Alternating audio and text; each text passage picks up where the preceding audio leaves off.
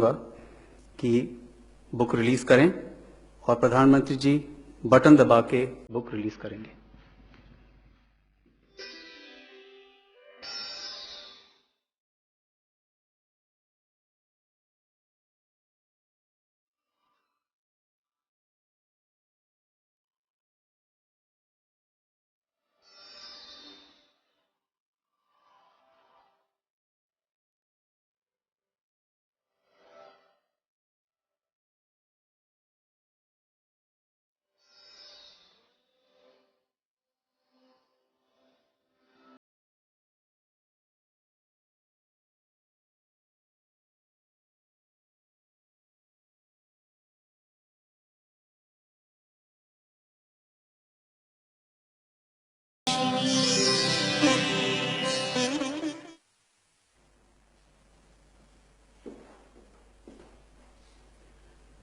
अब मैं प्रधानमंत्री जी, उपराज्यपाल जी और डॉक्टर करण सिंह जी से निवेदन करूंगा कि बुक की फिजिकल कॉपीज रिलीज करें।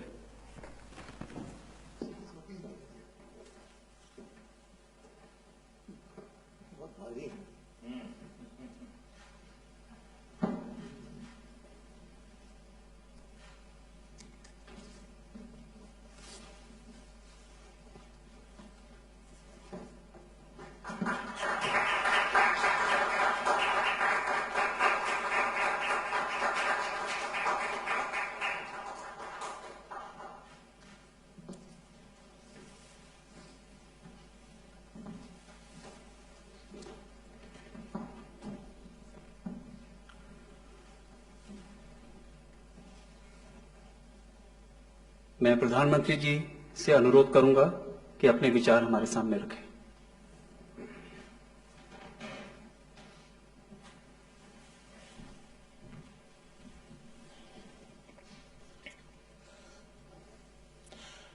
कार्यक्रम में मेरे साथ उपस्थित जम्मू कश्मीर के लेफ्टिनेंट गवर्नर श्रीमान मनोज सिन्हा जी,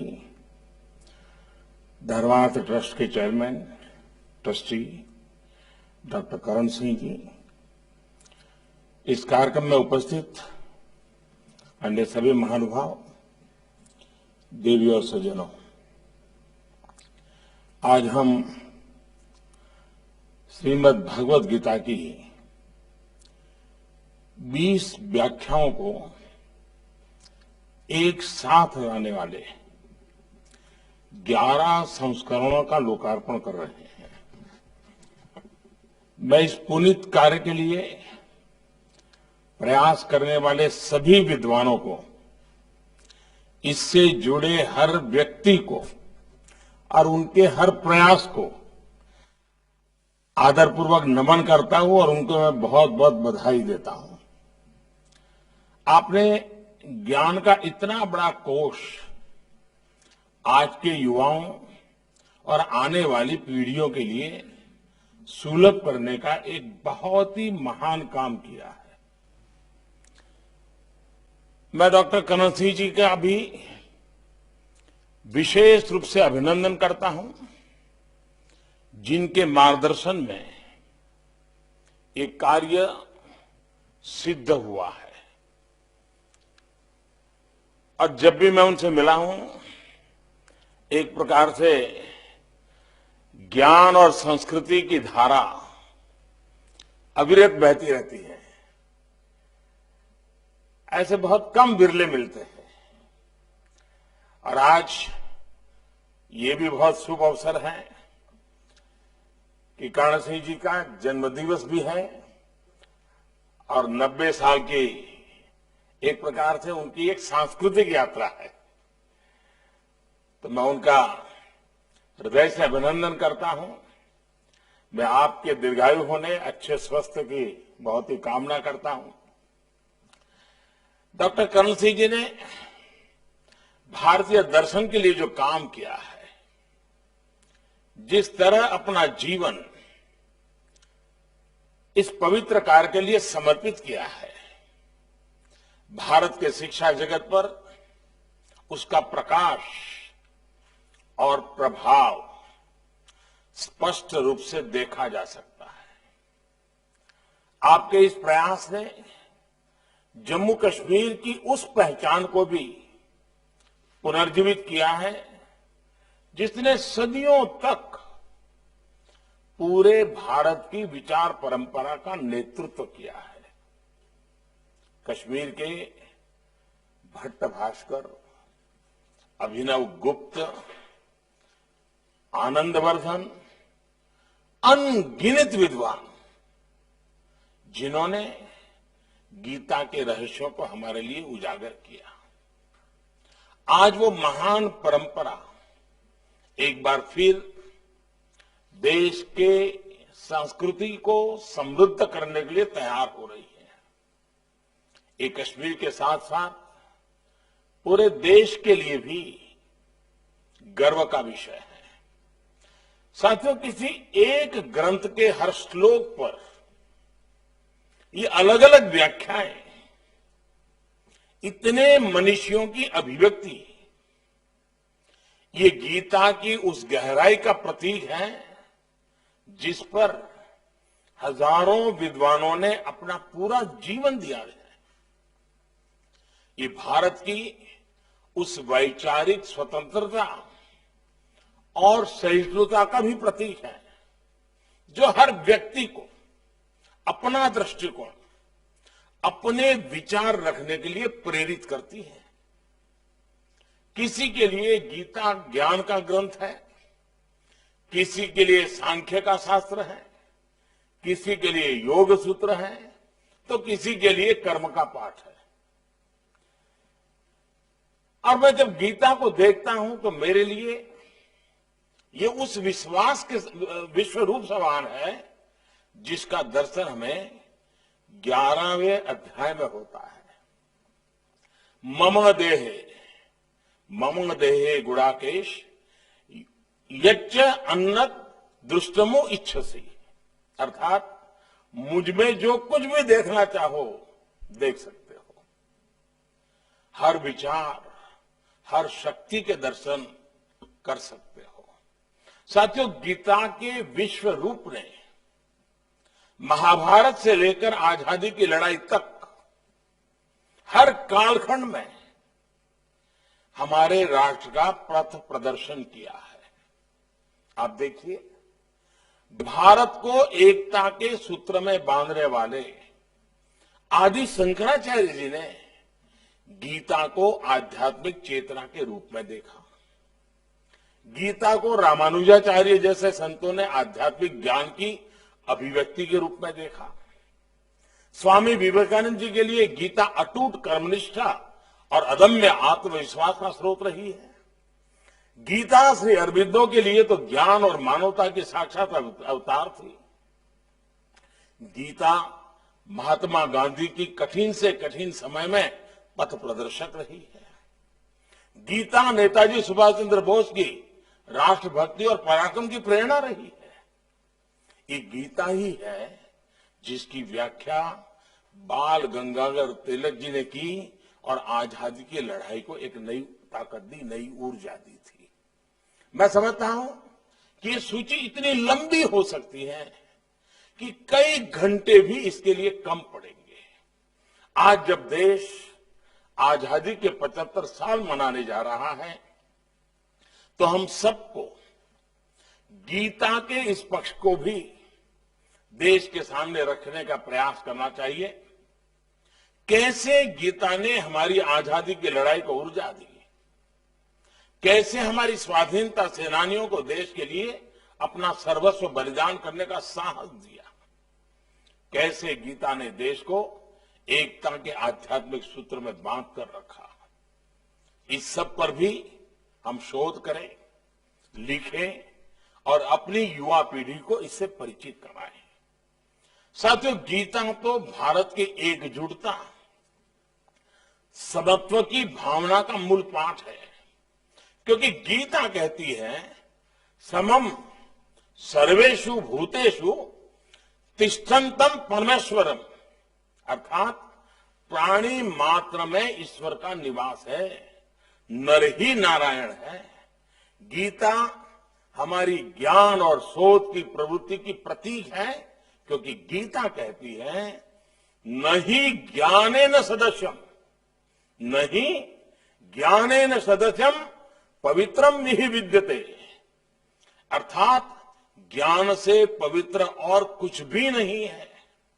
गीता भारत के वैज्ञानिक चिंतन की, साइंटिफिक टेम्परामेंट की भी गीता ऊर्जा स्रोत है, क्योंकि गीता का वाक्य है ज्ञानम विज्ञानम सहितम, ज्ञानम विज्ञानम सहितम यद ज्ञात्वा मोक्ष से अशुभात, अर्थात ज्ञान और विज्ञान जब साथ मिलते हैं तभी समस्याओं का, दुखों का समाधान होता है।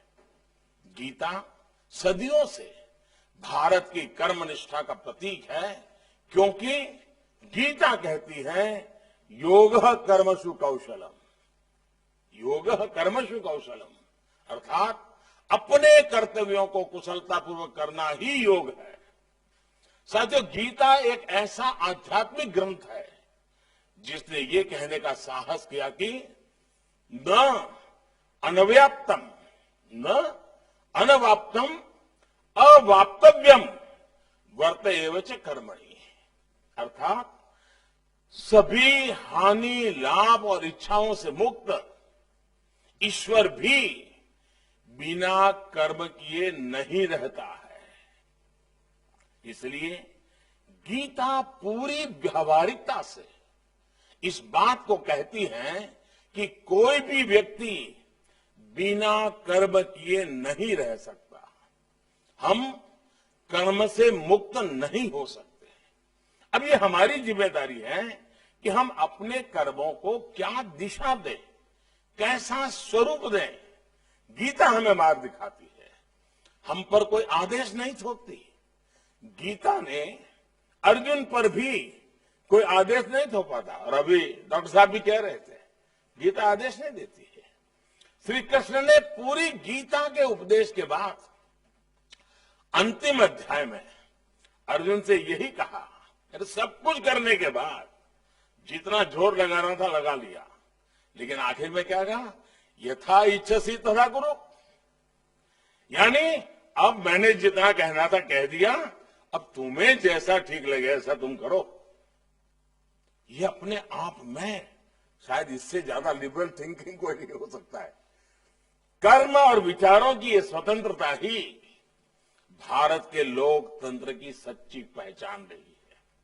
हमारा लोकतंत्र हमारे विचारों की आजादी देता है, काम की आजादी देता है, अपने जीवन के हर क्षेत्र में समान अधिकार देता है। हमें आजादी उन लोकतांत्रिक संस्थाओं से मिलती है जो हमारे संविधान की संरक्षक है। इसलिए जब भी हम अपने अधिकारों की बात करते हैं तो हमें अपने लोकतांत्रिक कर्तव्यों को भी याद रखना चाहिए।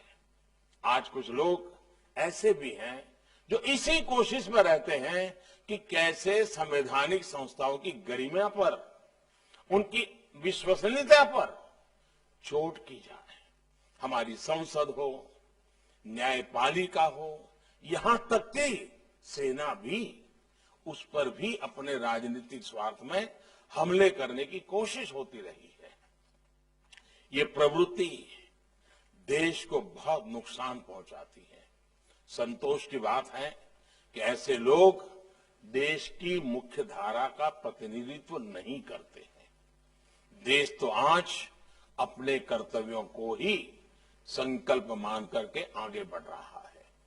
गीता के कर्मयोग को अपना मंत्र बनाकर देश आज गांव, गरीब, किसान, मजदूर, दलित, पिछड़े, समाज के हर वंचित व्यक्ति की सेवा करने में उनका जीवन बदलने का प्रयास कर रहा है।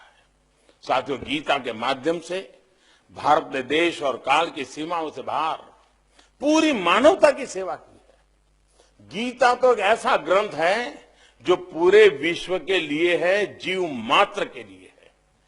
दुनिया की कितनी ही भाषाओं में इसका अनुवाद किया गया, कितने ही देशों में इस पर शोध किया जा रहा है, विश्व के कितने ही विद्वानों ने इसका सानिध्य लिया है। ये गीता ही है जिसने दुनिया को निस्वार्थ सेवा जैसे भारत के आदर्शों से परिचित कराया। नहीं तो भारत की निस्वार्थ सेवा, विश्व बंधुत्व की हमारी भावना, ये बहुतों के लिए किसी आश्चर्य से कम नहीं होती। आप देखिए, कोरोना जैसी महामारी दुनिया के सामने आई, उस समय जैसे पूरा विश्व इस खतरे से अनजान था, एक अननोन एनिमी था।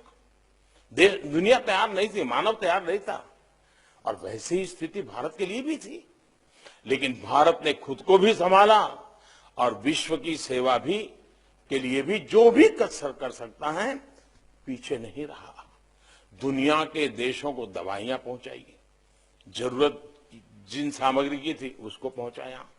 आज दुनिया के कई ऐसे देश जिनके पास वैक्सीन के लिए साधन संसाधन नहीं थे, भारत ने उनके लिए बिना किसी बंद अनुबंध और शर्त के, कोई शर्त नहीं, हमने वैक्सीन पहुंचाई। वहां के लोगों के लिए भी ये सेवा किसी सुखद आश्चर्य से कम नहीं है। उनके लिए ये अलग ही अनुभव है। साथियों, इसी तरह दूसरे देशों के भी जो लोग दुनिया में अलग अलग जगह फंसे थे, भारत ने उन्हें भी सुरक्षित निकाला, उनके देश पहुंचाया। इसमें भारत ने नफा नुकसान का कोई गणित नहीं लगाया। मानव मात्र की सेवा को ही कर्म मानकर भारत ने ये कर्तव्य निभाया। जब दुनिया के लोग, विश्व के नेता इसे भारत द्वारा की गई सहायता बताते हैं, भारत के प्रति मुझे धन्यवाद देते हैं, तो मैं कहता हूं कि भारत के लिए ये सहायता नहीं, संस्कार है। भारत की दृष्टि में ये महानता नहीं, मानवता है। भारत सदियों से इसी निष्काम भाव से मानव मात्र की सेवा कैसे करते आ रहा है, ये मर्म दुनिया को तब समझ आता है जब वो गीता के पन्ने खोलती है। हमें तो गीता ने पग पग पर यही सिखा है, कर्मण्येवाधिकारस्ते मा फलेषु कदाचन, यानी बिना फल की चिंता किए निष्काम भावना से कर्म करते रहो। गीता ने हमें बताया है, युक्तः कर्म फलम त्यक्त्वा शांतिम अपनोति नैष्ठिकीम, अर्थात फल या लाभ की चिंता किए बिना कर्म को कर्तव्य भाव से, सेवा भाव से करने में ही आंतरिक शांति होती है। यही सबसे बड़ा सुख है, सबसे बड़ा अवॉर्ड है। साथियों, गीता में तामसिक, राजसिक और सात्विक 3 प्रवृत्तियों का वर्णन भगवान कृष्ण ने दिया है। यहां जब आप एक प्रकार से गीता से जुड़े हुए मर्मज्ञ लोग भी मेरे सामने हैं, आप सब जानते ही हैं कि गीता के 70वें अध्याय में इस पर कई श्लोक हैं। और मैंने अनुभव के हिसाब से अगर हम सरल भाव में इन तामसिक, राजसिक और सात्विक प्रवृत्तियों को कहें, तो जो कुछ भी सबके पास है वो मेरा हो जाए, हमें मिल जाए, यही तामसिक प्रवृत्ति है। इसके कारण दुनिया में युद्ध होते हैं, अशांति होती है, षड्यंत्र होते हैं। जो मेरा है वो मेरे पास रहे, जो किसी और का वो उसका है, वो उसी में वो अपना गुजारा करें। ये राजसिक यानी सामान्य दुनियावी सोच है। लेकिन जो मेरा है वो उतना ही सबका है। मेरा सब कुछ मानव मात्र का है, ये सात्विक प्रवृत्ति है। इसी सात्विक प्रवृत्ति पर भारत ने हमेशा से अपने मानवीय मूल्यों को आकार दिया है, समाज का मापदंड बनाया है। हमारे यहां परिवारों में भी, बच्चों को भी सबसे पहले यही सिखाते हैं, कुछ भी मिले पहले सबको बांट दो, बाद में खुद रखो। मेरा नहीं करते, मिलकर चलते हैं। इन्हीं संस्कारों के कारण भारत ने कभी अपनी पूंजी को, अपने ज्ञान को, आने और अपने आविष्कारों को केवल आर्थिक आधार पर नहीं देखा। हमारा गणित का ज्ञान हो, टेक्सटाइल हो, मेटलर्जी हो, जैसे कई प्रकार के व्यापारिक अनुभव हो, या फिर आयुर्वेद का विज्ञान हो, हमने इन्हें मानवता की पूंजी माना। आयुर्वेद का विज्ञान तो उन युगों से मानवता की सेवा कर रहा है जब आधुनिक मेडिकल साइंस इस रूप में नहीं था। आज भी जब दुनिया एक बार फिर से हर्बल और नेचुरल की बात कर रही है, ट्रीटमेंट से पहले हीलिंग की ओर देख रही है, आज जब आयुर्वेद पर अलग अलग देशों में शोध हो रहे हैं तो भारत उसे प्रोत्साहित कर रहा है, अपनी मदद भी दे रहा है। अतीत में भी हमारे प्राचीन विश्वविद्यालयों में विदेशी छात्र आए, विदेशी यात्री आए, हर किसी को हमने अपना ज्ञान विज्ञान पूरी उदारता से दिया। हमने जितनी ज्यादा प्रगति की उतना ही मानव मात्र की प्रगति के लिए और प्रयास हम करते रहे हैं। साथियों, हमारे यही संस्कार, हमारा यही इतिहास आज आत्मनिर्भर भारत के संकल्प के रूप में एक बार फिर जागृत हो रहा है। आज एक बार फिर भारत अपने सामर्थ्य को संवार रहा है ताकि वो पूरे विश्व की प्रगति को गति दे सके, माता की ओर ज्यादा सेवा कर सके। हाल के महीनों में दुनिया ने भारत के जिस योगदान को देखा है, आत्मनिर्भर भारत में वही योगदान और अधिक व्यापक रूप में दुनिया के काम आएगा। इस लक्ष्य को पूरा करने के लिए आज देश को गीता के कर्मयोग की जरूरत है। सदियों के अंधकार से निकलकर एक नए भारत के सूर्योदय के लिए, आत्मनिर्भर भारत के निर्माण के लिए हमें अपने कर्तव्यों को पहचानना भी, उनके लिए कृत संकल्प भी होना है।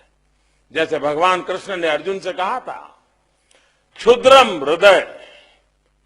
हृदय दौर्बल्यम त्यक्त्वा उत्तिष्ठत परंतप, अर्थात छोटी सोच, छोटे मन और आंतरिक कमजोरी को छोड़कर अब खड़े हो जाओ। भगवान कृष्ण ने ये उपदेश देते हुए गीता में अर्जुन को भारत कहकर संबोधित किया है। इसकी तरफ बहुत कम लोगों का ध्यान जाता है। आज गीता का यह संबोधन हमारे भारतवर्ष के लिए है, 130 करोड़ भारतवासियों के लिए है। आज इस आह्वान के प्रति भी नई जागृति आ रही है। आज दुनिया भारत को एक नए नजरिए से देख रही है, एक नए सम्मान से देख रही है। हमें इस बदलाव को भारत की आधुनिक पहचान, आधुनिक विज्ञान के शिखर तक लेकर जाना है।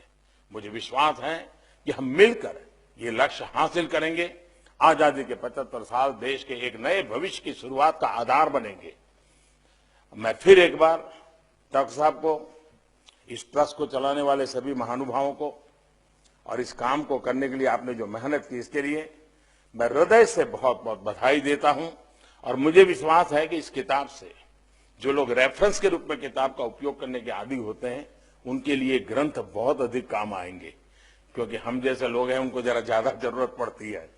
तो इसमें रेफरेंस के लिए सुविधा बहुत रहती है और इसके लिए भी मैं मानता हूं ये अनमोल खजाना आपने दिया है। और मैं इस बात से पूरी तरह सहमत हूं, शायद विश्व का ये पहली चिंतन धारा ऐसी है, ये विश्व का पहला ऐसा ग्रंथ है, विश्व का पहला ऐसा मार्गदर्शन है जो युद्ध की भूमि में रचा गया है, शंखनाद के बीच रचा गया है। जहां जय पराजय दरवाजे पर दस्तक दे रहा था, उस समय कहा गया है, ऐसी प्रतिकूल वातावरण, अशांत वातावरण, उद्वेग वाले वातावरण, उसमें इतना शांत चित्त विचारधारा निकलना, ये इस अमृत प्रसाद के सिवाय कुछ नहीं हो सकता है। ऐसा गीता का ज्ञान आने वाली पीढ़ियों को वो जो उस भाषा में समझे, जिस रूप में समझे, उस रूप में देते रहना हर पीढ़ी का काम है। डॉक्टर करण सिंह जी ने, उनके पूरे परिवार ने, उनकी महान परंपरा ने इस काम को हमेशा जीवित रखा है। आगे की पीढ़ियां भी जीवित रहेगी, ये मुझे पूरा विश्वास है। और डॉक्टर करण सिंह जी की सेवाएं हम हमेशा याद रखेंगे। इस महान कार्य के लिए मैं आदरपूर्वक उनका नमन करता हूं। और उन आयु में इतने वरिष्ठ हैं, सार्वजनिक जीवन में इतने वरिष्ठ हैं कि उनके आशीर्वाद हम पर बने रहें, ताकि हम भी इन आदर्शों को लेकर कुछ न कुछ देश के लिए करते रहें। बहुत बहुत धन्यवाद।